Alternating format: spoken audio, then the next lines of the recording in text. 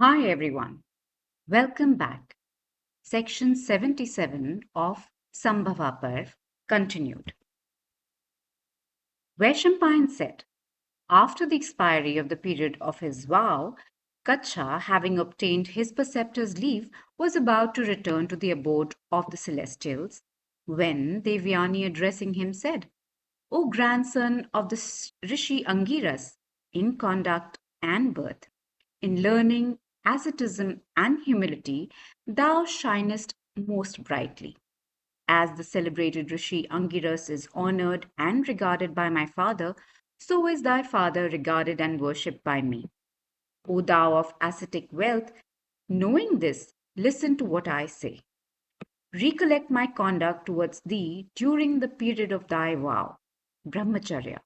Thy vow hath now been over. It behoveth thee to fix thy affections on me. O accept my hand duly with ordained mantras.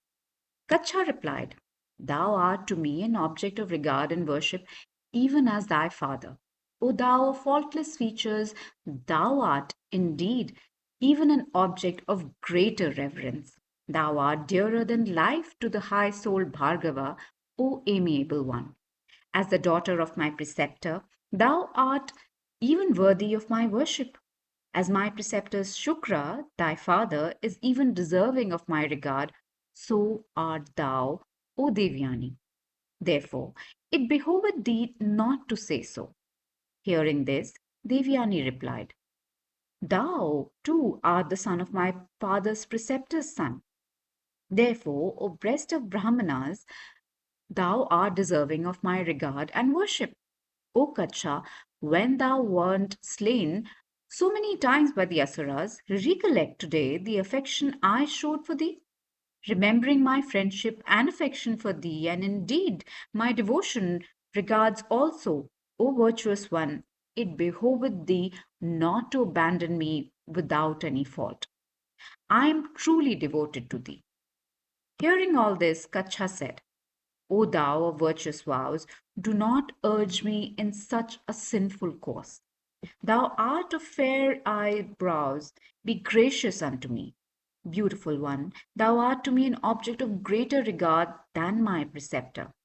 Full of virtuous resolves, O one, O large-eyed one, of face as handsome as moon, the place where thou hast resided, that is, the body of Kavya, had also been my abode. Thou art truly my sister. Amiable one, happily have we passed the days that we have been together. There is perfect good understanding between us. I ask thy leave to return to my abode. Therefore, bless me so that my journey may be safe. I must be remembered by thee when thou recallest me in connection with topics of conversation, as one that had not transgressed virtue. Always attend upon my preceptor and readiness and single heartedness of heart. To all this, Devyani answered, Solicited by me, if indeed thou truly refusest to make me thy wife, then, O Kacha, this thy knowledge shall not bear fruit. Hearing this, Kacha said, I have refused thy request only because thou art the daughter of my preceptor, and not because thou hast any fault. Nor has my preceptor in this respect issued any command. Curse me if you please thee. I have told thee what the behavior should be of a rishi. I do not deserve thy curse, O Devyani. But yet thou hast cursed me. Thou hast acted under the influence of passion and not from a sense of duty. Therefore, thy desire will not be fulfilled. No rishi's son shall ever accept thy hand in marriage. Thou hast said that my knowledge shall not bear fruit. Let it be so. But in respect of him, it shall bear fruit to whom I may impart it. Vaishampayan continued. The first of Brahmanas, Kacha, having said so unto Devyani, speedily wended his way unto the abode of the chief of the celestials. Beholding him arrive the celestials, the Indra ahead, having first worshipped him, spoke unto him as follows. Thou hast indeed performed an act of great benefit for us. Wonderful had been thy achievement. Thy fame shall never die. Thou shalt be sharer with us in sacrificial offerings. Section 77.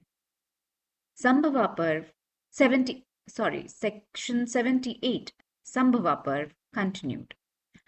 Vaishampayan said, the dwellers in heaven became exceedingly glad in welcoming Kacha, who had mastered the wonderful science. And, O bull of Bharata's race, the celestials then learned that science from Kacha and considered their object already achieved. And assembling together, they spoke unto him of 100 sacrifice, saying, the time has come for showing prowess. Slay thy foes, O Purandara.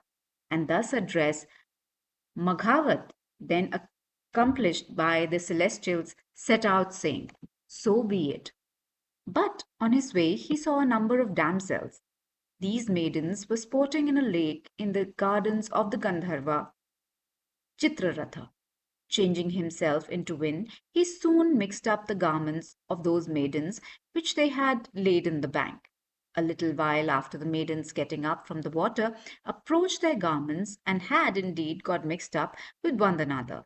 And it so happened that from the entangled heap the garments of Devyani were appropriated by Sarmishta, the daughter of Vishwaparvan, from ignorance that it was not hers. And, O king, thereupon between them, Devyani and Sharmishta, then ensued a dispute. And Devyani said, O daughter of the Asura chief, why dost thou take my attire, being as thou art my disciple? And thou art destitute of good behavior, nothing good can happen to thee.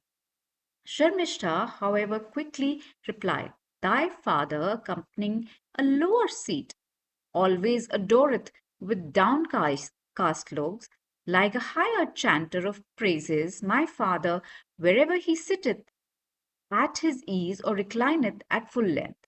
Thou art the daughter of one that chanteth the praises of others, of the one that accepteth alms. I am the daughter of one who adored, or one who bestoweth alms instead of even accepting them. Beggar woman, as thou art free to strike thy breast, to use ill words, to vow enmity to me, to give way to thy wrath.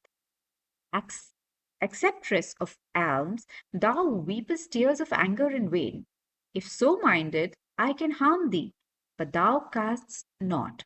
Thou dearest to quarrel, but know thou that I do not reckon thee as my equal. Vaishampayan continued. Hearing these words, Devyani became exceedingly angry and began to pull at her clothes. Sarmishta thereupon threw her into a well and went home. Indeed, the wicked Sharmishta, believing that Devyani was dead, bent her step homewards in a wrathful mood. After Sharmishta had left, Yayati, the son of Nahusha, soon came to that spot. The king had been out a hunting. A couple of horses harnessed to his car and the other single horses with him were all fatigued, and the king himself was thirsty.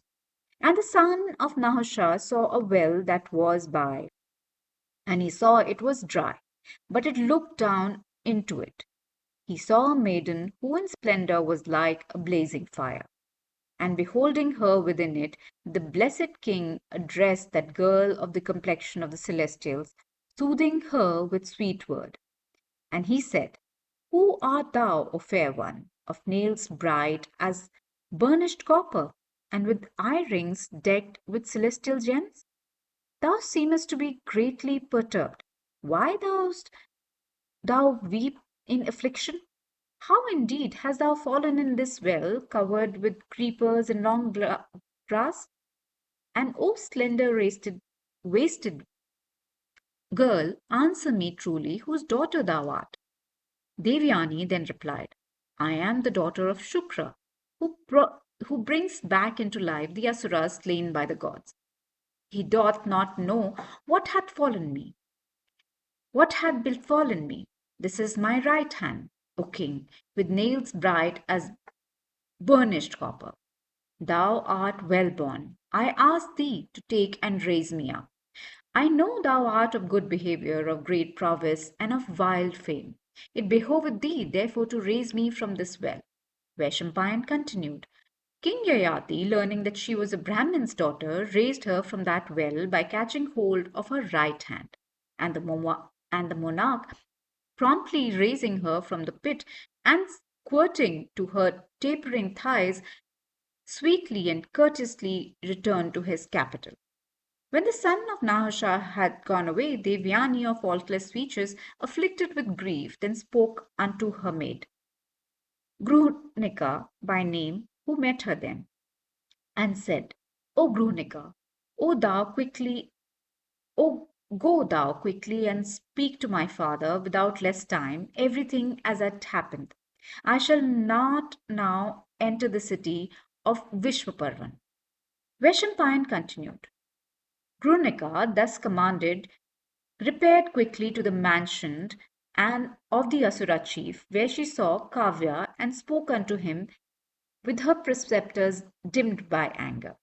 And she said, I tell thee, O great Brahman, that Devyani hath been ill used, a fortunate one in the forest by Sharmishta and the daughter of Vishwaparvan. And Kavya, hearing this, that his daughter had been ill used by Sharmishta, speedily went out with a heavy heart, seeking her in the woods. And when he found her in the woods, he clasped her with affection and spoke unto her with a voice choked with grief. O daughter, the weal or woe that befallen people in always due to their own faults. Thou hast therefore some fault, I ween, which has been expia- expiated thus. Hearing this, Devyani replied, Be it a penalty or not, listen to me with attention. Oh, hear to all Sharmishthas, a daughter of Vaishampayan had said unto me. Really had she said that thou art only the hired chantress of the praises of the Asura king. Even thus had she, that Sharmishtha, Vishwaparvan's daughter, spoke to me with reddened eyes these piercing and cruel words. Thou art the daughter of one that even chanteth for hire the praises of others, of one that asketh for charities, of one that accepteth alms, whereas I am the daughter of one that receiveth adorations, of one that giveth, of one that never accepteth anything as gift. These have been the words repeatedly spoken unto me by the proud Sharmishta, the daughter of Vishwaparvan, with eyes red with anger. If, O father, I am really the daughter of a higher chanter of praises, of one that accepteth gift, I must offer my adorations in hope by obtaining her grace. Oh, of this I have already told her. Shukra replied, O thou art, O Devyani, no daughter of a hired adorer, of one that asketh of alms and accepteth gifts. Thou art the daughter of one that adores none but of one that is adored by all. Vishwaparvan himself knoweth it, and Indra and the king Yayati too. That inconceivable Brahma, that unopposable Godhead is my strength. The self create himself, gratified by me, had said that I am for an aye the lord of that which is in all things on earth or in heaven. I tell thee truly that it is I who pour rain for the gods of creatures and who nourish the annual plants and sustain all living things. Vaishampayan continued. It was by such sweet words of excellent import that the father endeavored to pacify his daughter, afflicted with woe and oppressed by anger. Section 79. Sambhava Par continued. Shukra continued. Know then, O Devyani, that he that mindeth not the evil speeches of others conquest everything. The wise say that he is true charioteer who without slacking holdeth tightly the reins of his horses. He therefore is the true man that subdueth without indulging in his rising wrath. Know thou O Devyani, that by him is everything conquered, who calmly subdueth his rising anger. He is regarded as a man who is by having recourse to forgiveness shaketh off his rising anger like a snake casting off his cloth. He who suppresseth his anger, he that regardeth not the evil speech of others. He that becometh not angry, though they may be caused, certainly acquireth of the fourth objects for which we live, that is, virtue, profit, desire, and salvation. Between him that performeth without fatigue sacrifices every month for 100 years, and him that never feeleth angry at anything, he that feeleth not wrath, is certainly the higher. Boys and girls, unable to distinguish between right and wrong, quarrel with each other. The wise never imitate them. Devyani, on hearing his speech of her father, said, O father, I know also what the difference is between anger and forgiveness as regards the power of each. But when a disciple behaveth disrespectfully, he should never be forgiven by the preceptor if the latter is really desirous of benefiting the former. Therefore, I do not desire to live any longer in a country where evil behavior is at a premium. The wise man desirous of good shall not dwell among those sinfully inclined men who always speak ill of good behavior and high birth. But there should one live indeed that had been said to the best of dwelling places, where good behavior and purity of birth are known and respected. The cruel words uttered by Vaishampayan's daughter burn my heart, even as men, desirous of kindling a fire, burn the dry fuel. I do not think anything more miserable for a man in three worlds than to adore once an enemy blessed with good fortune, himself possessing none.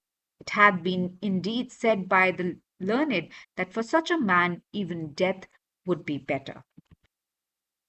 With this, we come to an end to this section of Mahabharat. Until next time, this is your host, Madhulika Rajahan, signing off. Stay healthy always. Narayan, Narayan.